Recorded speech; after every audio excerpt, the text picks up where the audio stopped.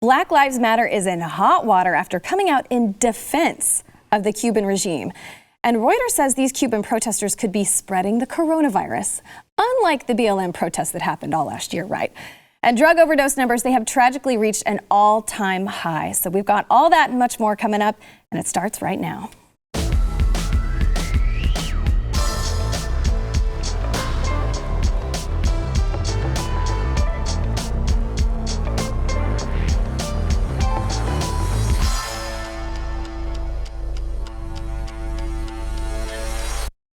Hey there, welcome to the news and why it matters. I'm Hillary Kennedy. Thank you for hanging with me this week. Don't worry, I am just filling in. Sarah's going to be back next week. But I am super jazzed because today I get to hang out with two individuals who have two of my favorite shows here on the network, and just in general, in all of television and radio, starting with Mr. Stu Begier, host of Stu Does America. Two of my favorite shows too, Hillary. Your show, right. and Mr. Pat Gray, the host of Pat Gray Unleashed. So glad you're here too. Great to be here. All right, so it wouldn't be a fun day if we didn't start off with a Black Lives Matter story, would it? No, So, it's a requirement. They actually have been getting some massive backlash over what is being called deplorable and insane statement that they made on Cuba. So I'm going to read the statement. It's a little lengthy, but hang in there with me. If you don't know much about Black Lives Matter, it was founded by Marxists, and they responded to the crisis in Cuba by blaming the United States for the suffering that the Cuban people have endured at the hands of the island's communist dictatorship. The statement, this comes after pro-democracy demonstrators waved American flags and protested for freedom over the weekend. But Black Lives Matter said they condemn the U.S. federal government's inhumane treatment of Cubans and urges it to immediately lift the economic embargo.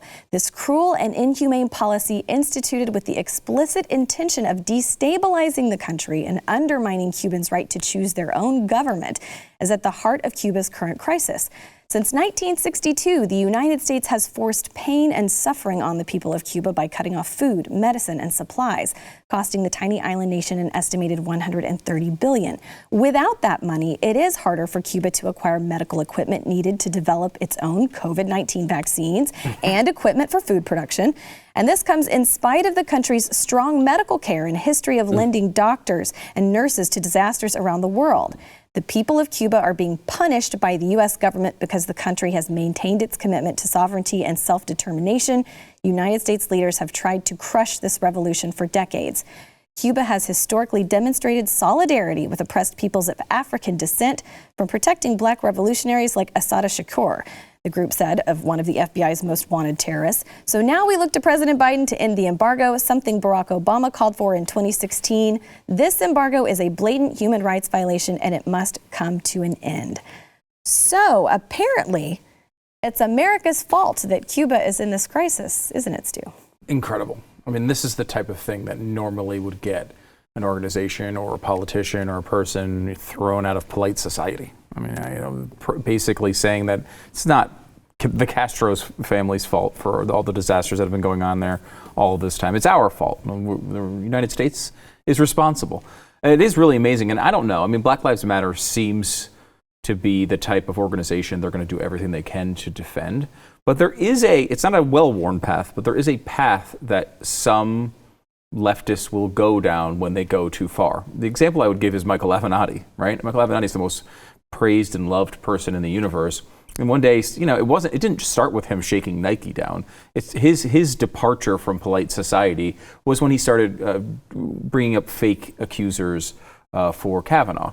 And the left wanted Kavanaugh to be guilty. They embraced this initially, and it fell apart so spectacularly, they were burned by it.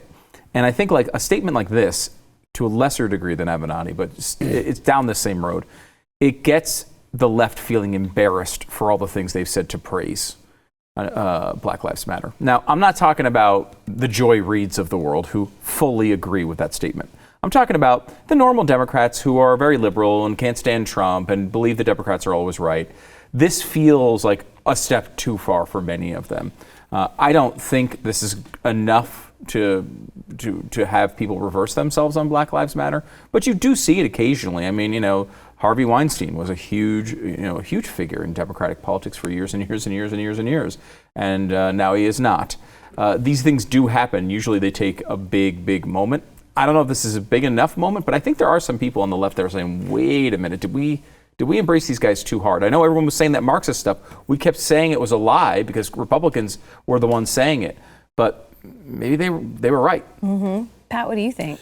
I think it's time for people like Black Lives Matter to answer for their Marxist ideology, and Bernie Sanders and AOC and all these people who defend Cuba all the time and talk about what a great nation it is and how great their health care is. And there's not a lot of people going to Cuba for really great health care. When you've got a medical issue, who says fly me to Havana right now?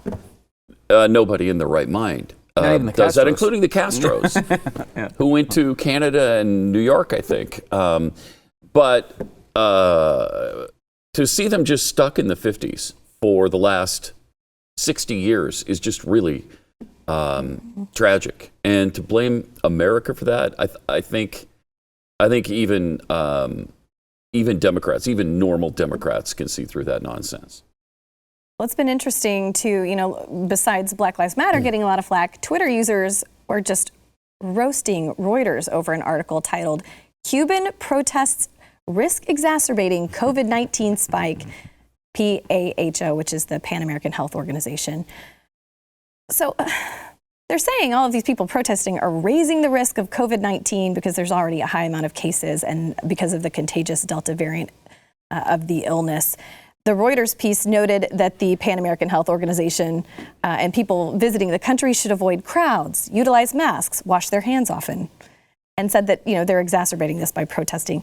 So how does the coronavirus know which protests to spread and which ones to stay away from? Because it seems like no one was really concerned about the spread of this during the Black Lives Matter protests at all. That is amazing, isn't it? And also when Joe Biden won, it was fine to go out and celebrate Biden's victory. It was not okay to oppose the lockdowns. That was a bad protest.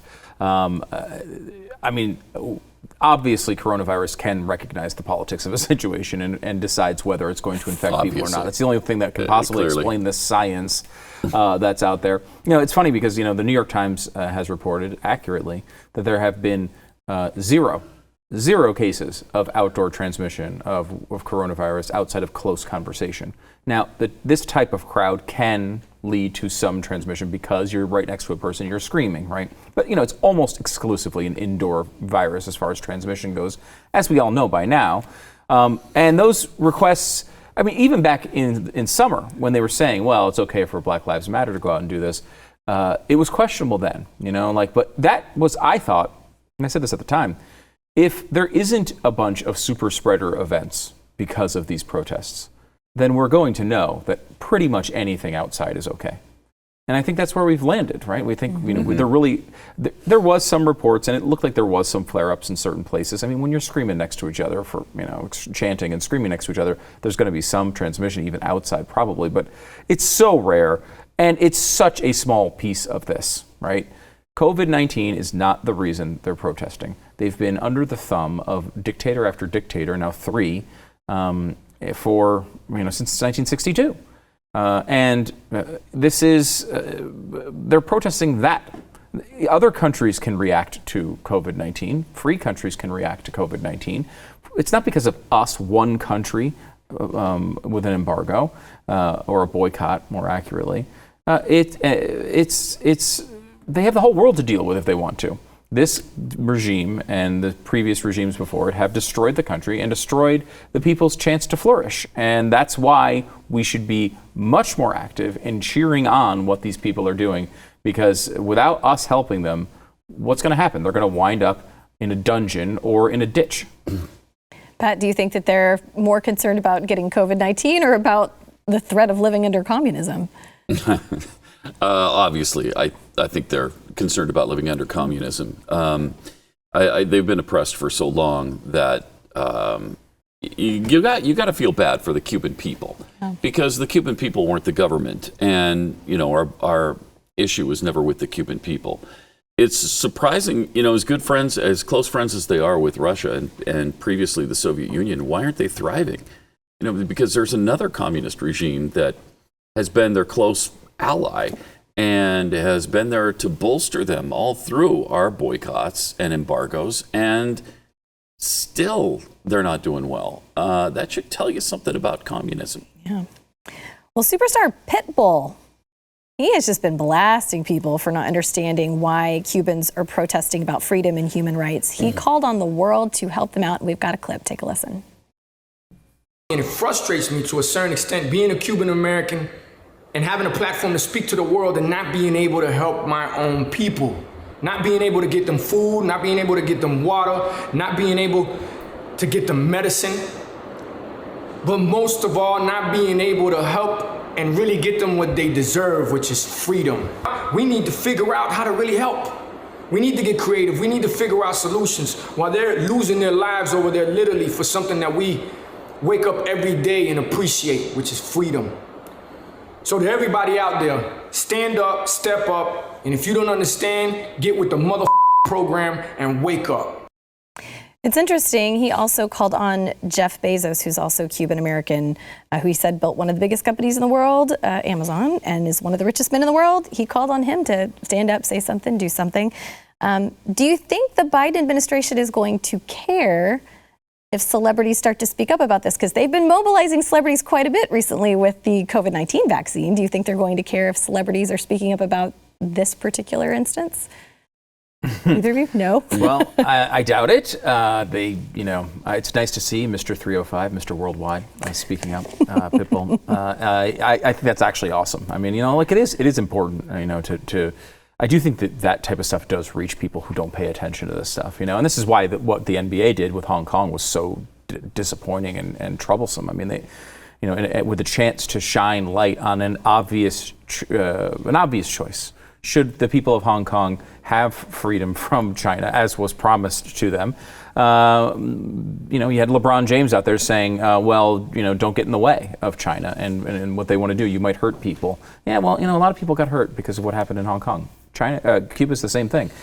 For a very long time, this has been a situation that has been a cause on the AOC version of the left, from the AOC, the Maxine Waters sort of version of that left, that have embraced Cuba, have embraced Fidel Castro, have embraced this entire regime and way to run your government. And look at it's not going to convince me. I'm not going to change my mind because of what my friend Mr. 305 says. But I will say that he does reach a lot of people, and it's good. It's good that people have the balls to stand up for this, because freedom is this used to not be a partisan issue. To oppose Fidel Castro, Raul Castro, the band of dictators that have run that country for all this time, that used to be something that you could get a moderate Democrat to stand up for, not just one from Miami. You know what I mean? Someone from all over the country. There's only a few flakes out there that would stand with him, and I think that's changed a lot. So I'm happy to see him speak out. I'm such a big Pitbull fan. I'm all over it. Really? Yeah. Mr. Bull's music has been a big part of my life. And Mr. Bull? Mr. Bull. I thought for sure when I was walking by your office earlier that I saw you in there kind of jamming out to. Yeah. I thought that was. Yeah. You can always tell it's my office when you're hearing that thumping of Mr. Bull, because he's really good. Love him. Okay, I wouldn't have guessed, but you seem really familiar with it. Yeah. He's Well, awesome. I mean, whenever I want to know something about pop culture, I go straight to Pat. Yeah, because, right? I mean, he's got his Especially finger on the pulse. I mean, to be fair, though, he's really, I think, discovered Mr. Bull from Kesha. He just listens to so much Kesha that he's come across, and they did the duet together, True. and that's how it really started. And before that, I listened to a lot of Ricky Ricardo, so I'm big into the Cuban American music. Yeah. So maybe it didn't help your cause all that much. All right, so we only have 1 minute. I just want to get your take on this really quick. The FCC commissioner lauded DeSantis, Governor DeSantis, for pushing Biden to give the internet to Cuba and saying, American businesses can make sure that they have internet access immediately. Why don't we do this? I would love your thoughts on that real quickly. You can say a lot of things about DeSantis, and I'm a fan. I think he's done a good job, but he's very well tuned into what is happening. You know what I mean? Like, as for just speaking politically as a candidate, he knows the issues his base cares about. It's a great freaking idea. get them the internet so they can get that message out of there. They're shutting it down all over Cuba. We've got a freaking base on the damn island. Let's make sure that they have internet any way we can get it to them. That's really important. It could be a way that they could tell these stories and get people talking about it and hopefully, make something happen here. It doesn't seem like we're going to do much of anything except, Biden, I was excited to see Biden even give a halfway decent statement after they gave multiple crappy ones. That's about all we're going to get out of this administration, though. What do you think the implication would be if we did stand up for the Cuban people and provide them with internet? The internet today is kind of like the radio-free Europe of, the 50s and 60s when we're trying to get. I think it's really valuable. I hope they take this opportunity. It's a great one. All right, we got to go to break. We're coming right back, and we're going to be talking about the Biden administration and their love for celebrities and the COVID-19 vaccine. Stick around. Without the Cuban internet, how would they stream our show?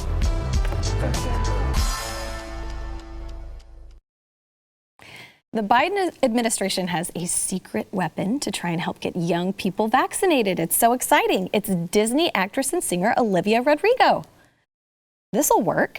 She's a recording artist. She's starring in the latest High School Musical reboot. And so she met with President Biden and Dr. Anthony Fauci as part of their efforts to promote the vaccine and also help with the hesitancy that they are experiencing. She did a joint presser with White House Press Secretary Jen Psaki saying, "I'm beyond humbled and honored to be here today to help spread the message about the importance of youth vaccination. I am in awe of the work President Biden and Dr. Fauci have done and was happy to help lend my support."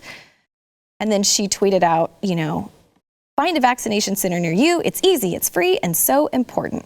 So she's just the latest star to kind of help the administration push the vaccine. There's also been Dolly Parton, Whoopi Goldberg, Christy Brinkley, just to name a few.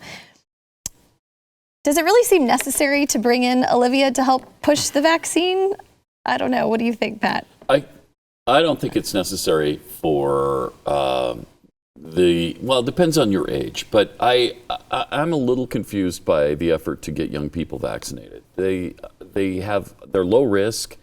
I know that they're trying to push this Delta variant thing and saying that the youth are getting that in bigger numbers.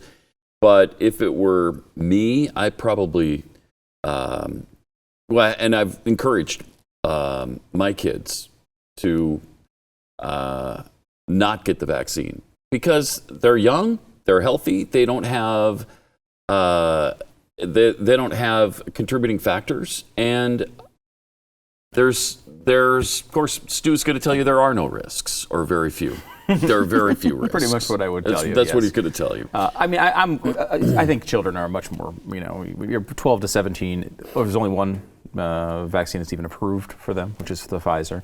It's a much closer call, for someone who's like elderly, right? Like you're someone that elderly, I think it's blatantly obvious you should get it. And most of them have. Yeah, almost about 90%. All of the most vulnerable among us already have. About 90% over 65 years old have already got the shot. So again, this is the arguments for childhood transmission, just to make them, is just to break the chain of transmission, right? So that it's not about them getting it, it's about them getting it and passing it to someone who might be more vulnerable, which I understand. But and also, if the more vulnerable already have the shot, you shouldn't have to worry about it. You don't have to worry about it. You shouldn't have to worry about it. This is getting into very small numbers here, but there are people who are vulnerable and have immune deficiency problems and are ineligible to get the shot. So, there are some people in that category. You can't base a societal policy on it. The other part is to get to whatever herd immunity might be, you're going to need a bunch of children to do it. You're not going to be able to get, even if you got every single adult vaccinated, you're not going to probably get to herd immunity. So, that's what they're thinking. I don't. It's funny because there was a story that came out the other day. It was about Frank Luntz, the famous Republican pollster, who's always helped with messaging, mainly Republican administrations. And I guess he was offering advice to the Biden administration and saying, look, you guys are terrible messaging to conservatives. Let me at least try to help you. What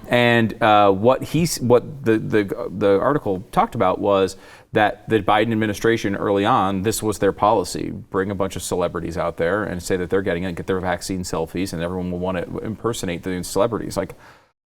They found out very quickly, and Luntz's research backed it up, which was, hey, that's not how you get people vaccinated. No. You know how you get people vaccinated? You go in, and someone that they trust, usually their doctor, says, hey, by the way, did you get that vaccine yet? They're like, I don't know, should I? I've heard some bad things. Actually, no, we think it's pretty safe. And I think, judging, I know your health, judging with your profile, you probably should get it. That's how people will actually get it. And one step if further, they're borderline.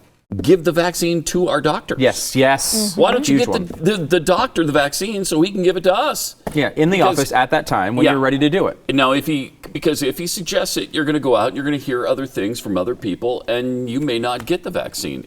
It makes so much sense to have the doctors have it available. If you really want to get people vaccinated, that's what you should be doing. But they're not doing that. Yeah, make it easy for them. You don't need an 18-year-old, pop star to come out. And I mean, again, maybe you are convincing some 16-year-olds to go out and do it. And I don't know. I don't know if there's much value in it. But this was a policy that their own research has shown doesn't work. And yet they still continue to do it. Keep trying it. Is it possible that Joe Biden just wanted to sniff her hair? That's what I'm wondering.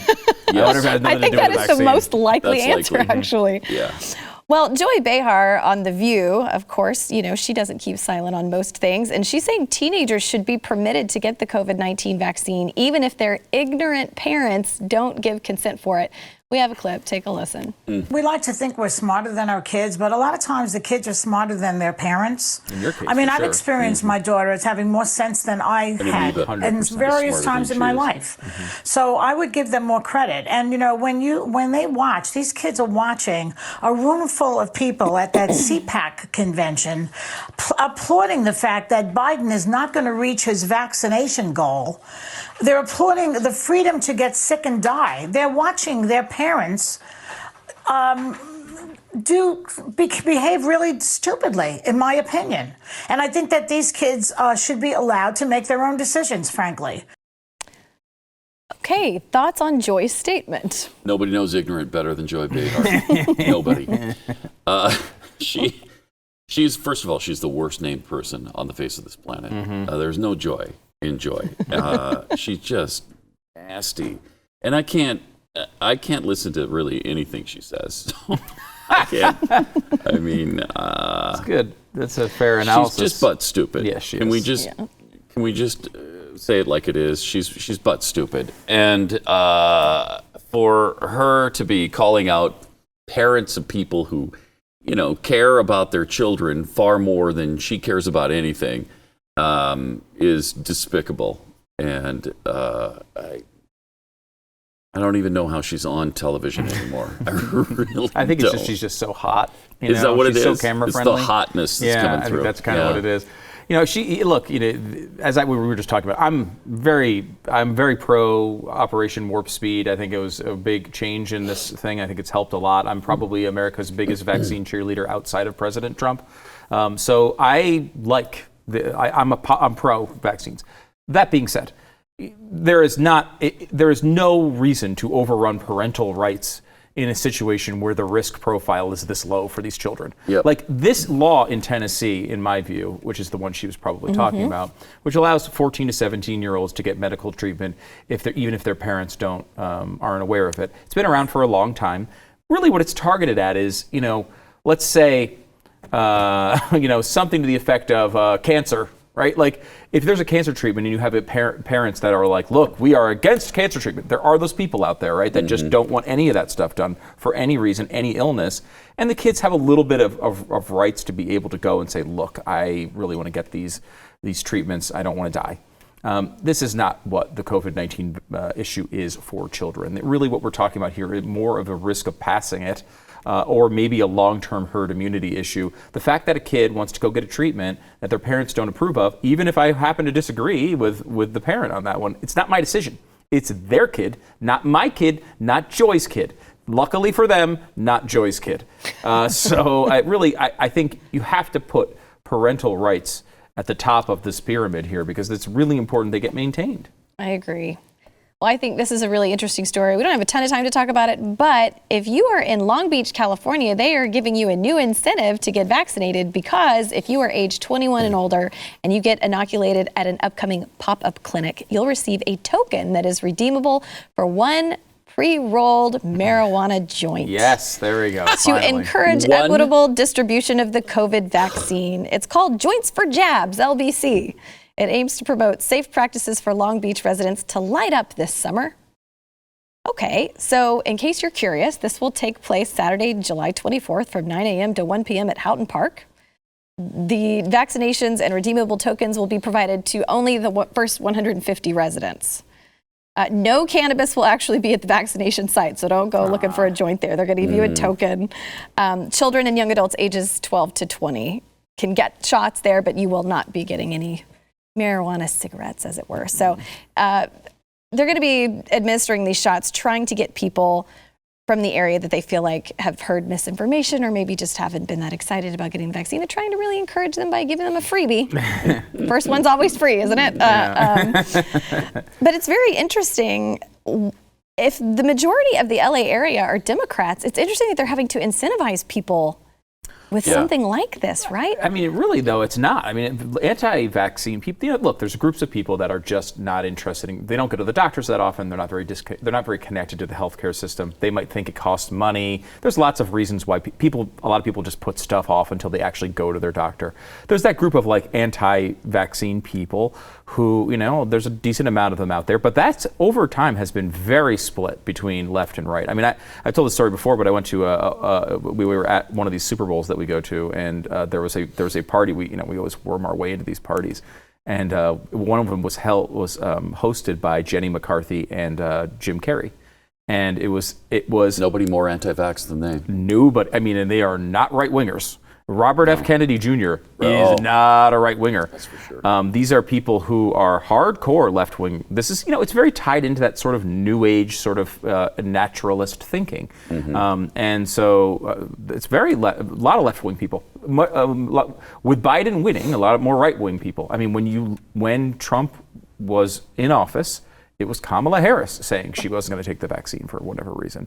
So, this goes back and forth. I don't know that you're going to get anything significant out of bribing people with drugs, though. I don't think that's going to be the way. Seem like a good idea. I feel like cash is just a better idea all around, isn't it? Pay people. There you go. All right, we got to go to break. We'll be back in just a minute. Plus, a lot of people aren't anti-vax. They're anti-vax. By the way, so are the people who invented it. So Baltimore City Schools, this is a sad statistic actually. 41% of the high school students there earn below a 1.0 GPA. Oof. Very alarming. During the first 3 quarters of this year, nearly half of high school students in their city schools earned a grade point average below a D. So the chart that they were going by showed the average GPA for every high school grade in the city, freshman through senior. So nearly half of the 20,500 public high school students in Baltimore earned less than a D. This is really sad. They learned that the failure rate for students nearly doubled during the COVID shutdown. Shocking. A few months later in May, they announced students would not be held back for failing classes. So the most recent GPA data could indicate why they made that decision. But before COVID hit, 24% of high school students had a GPA below 1.0. But now it's 41%. That's a huge jump. So these numbers are pretty scary, aren't they? Yeah, they are. It's interesting because we lived in Baltimore for 2 years when my kids were young, and that's the place we decided to start homeschooling. So it's only gone downhill since we were there. But it's really sad, and that COVID has made this a much worse problem. It's really tough to expect them to have the same kind of education online for the last year as they would have gotten in person with people, really supervising them and going over their work and helping to inspire them. And so it's not too surprising that things have gotten worse in the last year. Stu, do you think that these kids will eventually recover, or do you think this damage is it's going to have some really long-term effects? Well, first of all, I like how they worded it there with the less than a D. What does that mean? A D minus or D F? Minus or F? You could have just said, yeah. But I think, no. I think generally speaking, the answer to this is no, they will not recover. There's the Malcolm Gladwell book that came out, was it Tipping Point? Many years ago. Very famous book. And one of the chapters in there is about why in the way they structure it, it's rich kids and poor kids, basically. And it's like, why do rich kids do better over the long term than poorer kids? And what they found is that during the school year, they progress at almost exactly the same rates.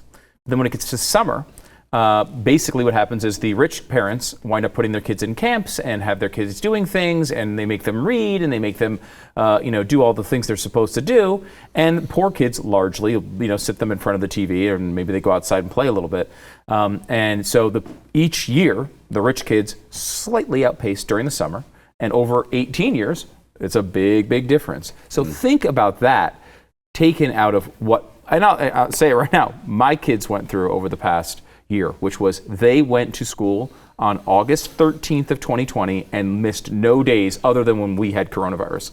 There was no cancellations. There was their school was held out. Their class was never held out. There were bits and pieces. Occasionally, someone might test positive here and there, but it was pretty minor. How many people in your family died though because of COVID-19? In my direct household, all none. but the 4 of you, right? Yeah, everybody else is gone. Well, it's the only people who live there, so that's luckily. But that school experience. Compare that to someone who lived in New York for the last year, who sat at home and was trying to do Zoom calls that probably didn't work half the time. Yep. There's no way my kids didn't outpace what that was happening to them, and that's not fair. I mean, it's not right. And it was, largely a function of the government and the teachers' unions working together to thwart an entire year of education. And now what you're saying here is true, because I remember this in 2020. When we were coming to the end of that year, at the end of that year in March and April, obviously the end of that year, everybody was held out, even my kids. And so, because they go to a Christian school. And towards the end of that, I remember thinking to myself, what's this going to happen? There's no way they're going to fail my kid. I mean, they're trying to do these Zoom, who cares? It's almost like, imagine if you're a 14-year-old and you're going, you're not going to fail. They advance you an extra grade without teaching you the stuff you need to pass. This is a terrible structure, and it's going to have long-term, to America type of strategy differences over a long period of time. And are we ever going to wake up to the problem at hand with cities like Baltimore? Who runs cities like Baltimore? Democrats. Every single time you hear a story like this, it's in a city like Baltimore that's run by Democrats. You're going to have to do something different, or they're not going to recover. Right. Well, another sobering statistic that came out of COVID, tens of thousands more people died from drug overdose in 2020 than ever before. Those numbers skyrocketed by nearly 30% last year. So the Centers for Disease Control and Prevention, they released preliminary counts for drug overdose deaths yesterday, and they showed that the number of people who died last year shot up 93,331 people from 72,000 deaths in 2019. Fentanyl, a synthetic opioid, it's the leading cause of drug overdose deaths, accounting for nearly 2/3 of those overdose deaths in 2020.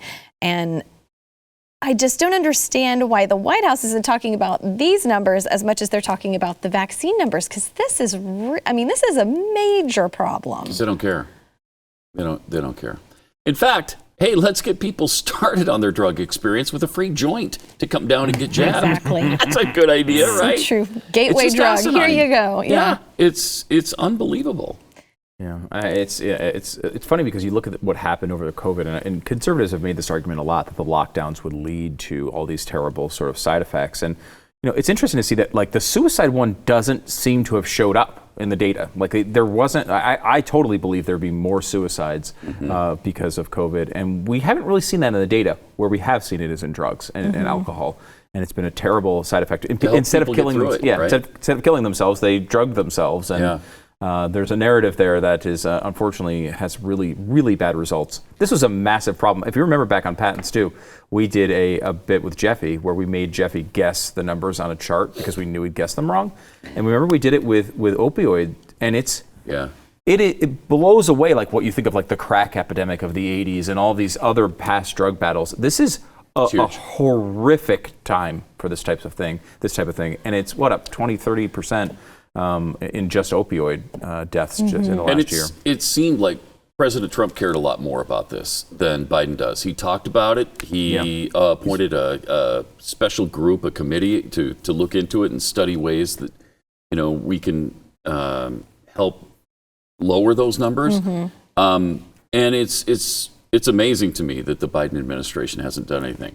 Do you think that we'll come back down from these numbers now that things are opening up? I think what scares me is all of this chatter about the Delta variant and how we may have to go back to doing lockdowns and all of that stuff. You know, because I have a friend that lives in Australia and they just keep locking down and locking down over and over and over, and they'll be free for a week and then they'll lock back down. Jeez. And he said it's been horribly depressing because they just never know when it's going to end. I don't think that's going to happen here again. Now, you never know with this type of thing, obviously, if something really terrible happens, but like we do have a very good, our most vulnerable are vaccinated here already.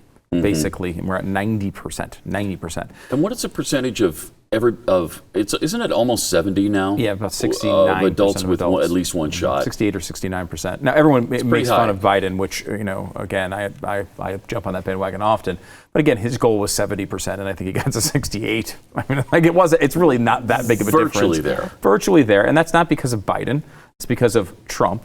These vaccines being successful, and you know his rollout, Trump's strategy to roll out the vaccines worked really well. So we're so far along on this. I don't think we'll get back there. I can tell you this: red states with a bunch of governors that want to run for president are not going to be locking down again. So I mean, you might see it in New York, you might see it in California. It's possible, but I mean, if you live in a red state, I think you're pretty clear. Yeah. We got to go to break. When we come back, though, we're going to talk about the NFL and the social justice messages that you might be seeing on the field this year. Oh, good. So stay tuned for that. I can't wait to hear it. watch. Ruin the thing I like. Man. I watch for social justice. I want to learn how I can do less. Well, the National Football League is set to blast out some more social justice messaging for the 2021 season. Get ready for this. Yay! Yes, the league, according to the outlet's Michael McCarthy, said they'll introduce more social justice messaging on fields and player helmets during the upcoming season, following up on their initial efforts from 2020. Some of these methods will include on-field signage, decals on player helmets, and in-stadium PSAs. Okay, they are also going to consistently highlight Lift Every Voice and Sing, which is also referred to as the Black National Anthem, in key events such as the Super Bowl and the NFL kickoff game. They are still planning on singing the national anthem, but they're going to have both songs this time. So, and they did feature it before the Super Bowl and the NFL draft. So they have pledged $250 million in an effort to combat systemic racism over the next 10 years. Wow, so are you ready for more? I know you're a big football fan, Stu. Are you ready for more social justice messaging? I am not. I will say, if you watch, I watch all the sports. The NFL is the least bad at this. I mean, it's just shocking to think about because, I mean, sounds like they're trying to get worse, though. It does seem like they're trying to get worse. You know, this idea of messaging on the fields and on the helmets is so stupid. I mean, basically football, after the first week they had lots of this stuff, and then after that they just had end racism in the end zone, which, you know, we probably absolutely we should end racism. I'm 100% but that's how you do it. But that's put that message in the end zone. Yeah, put it. Yeah, whatever. You know. Yeah, because that's how you do it. It was once you run past the end zone, you bump into racism and knock it over. Right. I mean, some of this is so silly. Like my favorite example of this was in the NBA in that season where they played in the bubble. They put, slogans like Black Lives Matter where their names would normally be. And they chose like 8 or 9 different slogans you could pick from. And they just didn't think it out enough. So one of the slogans was, "How many more? How many more?" Well, the problem with it, right under that was a number, their player's number. So like, how many more? 12. Well, why 12 more? Why do you want 12 more people to die? And hopefully you had a low number if you were wearing how many more. Because you don't want how many more? 98. Yeah, I know. You're going to be 98 terrible. more. Why do you want 98 people to be killed? I mean, just so total backfire. Stupid, right? It's so incredibly stupid. It's never convinced any person to be less racist as if they needed to be. If you are a racist in 2021, somebody's jersey is not convincing you to do the opposite. I hate to tell you. Wait about it. What about if it says say their name? No. And you said their name. Yeah. Then you wouldn't be racist anymore, right? That's another one they had. It'd be like say their name and then under it Alexander. And it's like, okay, Alexander? Am I saying your name? Why am I saying that name? That is hilarious. It's so ridiculous. That is absolutely true, by the way. I remember watching one of the games, and I'm like, wait a minute, it just says how many more? 12. I think that's just a terribly dark. Okay, like he's cool with 11 more guys, maybe 12, and that's it. Stop But after that that. 13th, now I'm going to be pissed. If there's a 13th murder out there, we're going to be very upset. Well, while we're talking sports, I want to talk about ESPN because they are going to host a town hall to address accusations that it mistreats black employees. This was first reported by The Hollywood Reporter. So ESPN chairman Jimmy Pitaro emailed his staff about steps the company has made to improve the experiences of black employees at ESPN. He said, I want to be clear on one thing. Maria Taylor was selected as NBA Countdown host last year because she earned it. Please know our commitment is that assignments and opportunities at ESPN are based on merit, and any concerns, remarks, or inferences that suggest otherwise have been and will continue to be addressed. Actually, though, ESPN's highest paid talent is Stephen A. Smith. He's black. He makes $12 million a year. In fact, the vast majority of ESPN analysts are black. 7 of ESPN's most promoted personalities under 40 are black. And ESPN is offering Maria Taylor more than 3 times what they pay Laura Rutledge, whose resume is very similar to Maria's. So it begs the question, is this town hall actually necessary? I don't know, but I'm kind of glad ESPN is going through this. Couldn't happen to a better company. I mean, they are so ridiculous with all this social justice messaging and their political correct bull crap. And it's an entertainment and sports network. Let's get back to that. Let's just do that. So for them to have to go through all of this with the right amount of employees and what are they paying everybody? And as you said, their highest paid employee is black. I don't know. What do? You get rid of every white person on staff? Maybe that's the only thing that's going to make people happy now. Yeah, I mean, they famously were just complaining about how there was one white person on the Olympic team. They were saying that was bad. You can't have one white person on the team. Look on the basketball team. Yeah, there's just lost to Nigeria, by the way. Yeah, which is great. That's great. And Australia. No, there's no way to win for ESPN here because look, Stephen A. Smith he was just saying something he got in trouble for and had to apologize for him being racist. It's this nonstop parade of people accusing each other, and it's become a joke. I mean, again, who watches these shows anymore? Right. We all need to wear T-shirts that say, white people, we're not that bad. All right, so when we come back, we're going to be talking about traumatized Kamala Harris staffers. They're terrified she's going to become president. I don't think they're alone. We'll be right back.